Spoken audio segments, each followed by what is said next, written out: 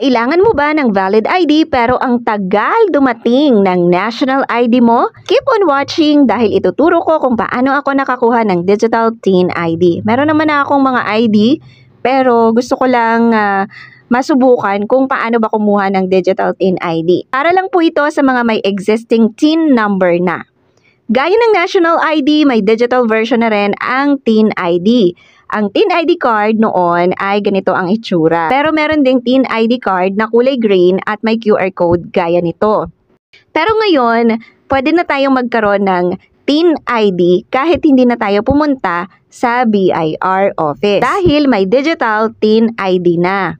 Heto po ang hitsura ng Digital TIN ID na pwede mong ma-download online. Paalala po sa mga tinatamad, mahilig mag-shortcut at ayaw mahirapan sa pagkuha ng mga dokumento sa mga opisina ng gobyerno o kahit saan man, na huwag po ninyong iasa sa mga online fixers o sa mga nag-aalok online na may bayad na para tulungan kayo sa pagkuha ng inyong mga dokumento kagaya ng TIN ID dahil baka po magamit sa mga illegal na transaksyon ang inyong mga details. Mas mainam po na kayo na lamang po ang mismong mag-process ng inyong mga documents. Kaya nga po gumagawa kami ng mga tutorials na ganito para matulungan kayo na maging secure ang inyong mga information at para maging libre na rin yung proseso ninyo.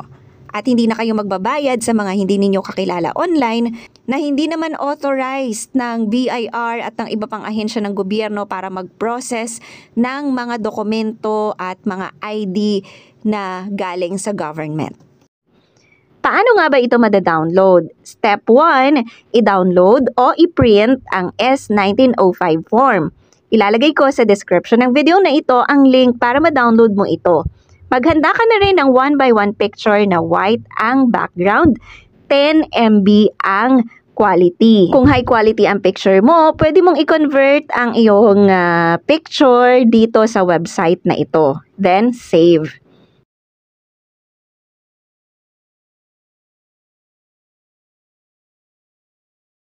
Step 2, kung wala kang computer, i-print mo ang S1905 na na-download mo at isulat sa form ang mga hinihinging detalye. Kung may computer ka naman, pwede ka na mag-fill out sa form na ito kahit hindi mo na ito i-print and save mo na lang. Dito sa RDO code, kailangan mo ilagay ang code ng BIR branch kung saan ka nag-register o kumuha ng TIN number mo. Nasa description po ng video ang RDO code ng bawat lugar for your reference.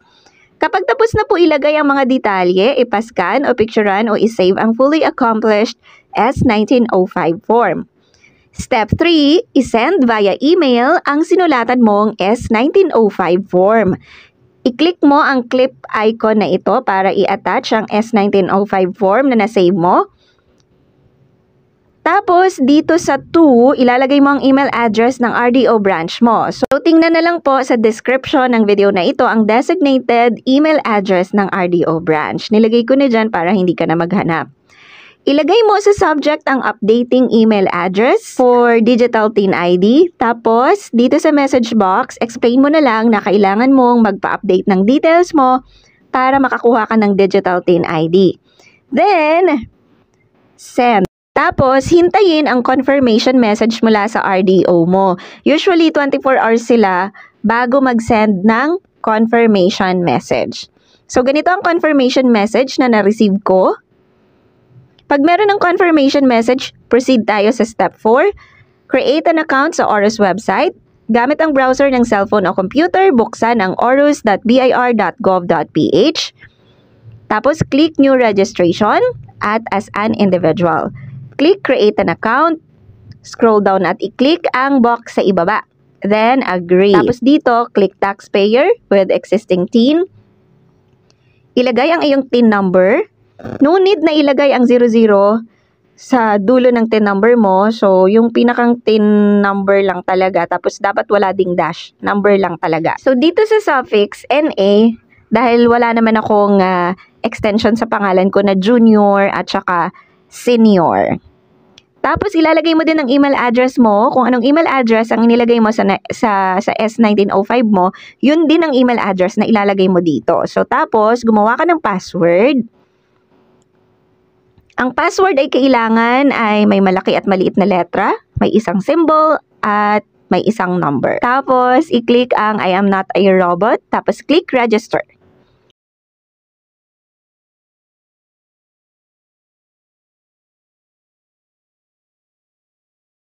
Step 5, verify your Orus account. So, punta ka sa email mo, tapos hanapin mo yung message mula sa Orus. Kung wala sa inbox, tingnan mo sa spam folder. Tapos i-click itong verify your account o itong link sa baba. Ganito ang lalabas pag verified na ang account mo, tapos click OK. Step 6, mag-login sa Orus account. Click taxpayer. Ilagay ang email address at ang password. Check I am not a robot. Then, click login. Kailangan lang ng pasensya kasi minsan nagloloko yung website. Parang jowa mo. Charot. Sa bandang ibaba, makikita mo ang Teen ID. Click mo ito at add photo. Dapat ang picture mo ay hindi luma. At 10 MB lang ang size. Tapos, pag tinanggap nila ang picture mo, i-click ang Generate Digital Teen ID.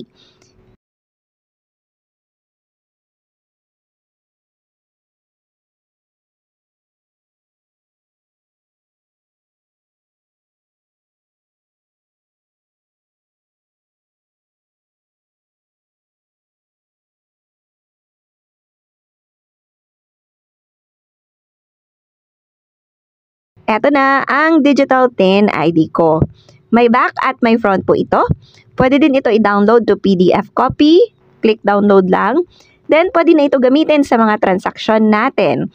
Valid po ito kahit walang signature kasi meron namang QR code na pwede mascan para malaman kung peke ang ID. So, yan ang paraan kung paano kumuha ng Digital Teen ID. Salamat for watching! Please subscribe to this channel for more tutorials. Stay safe!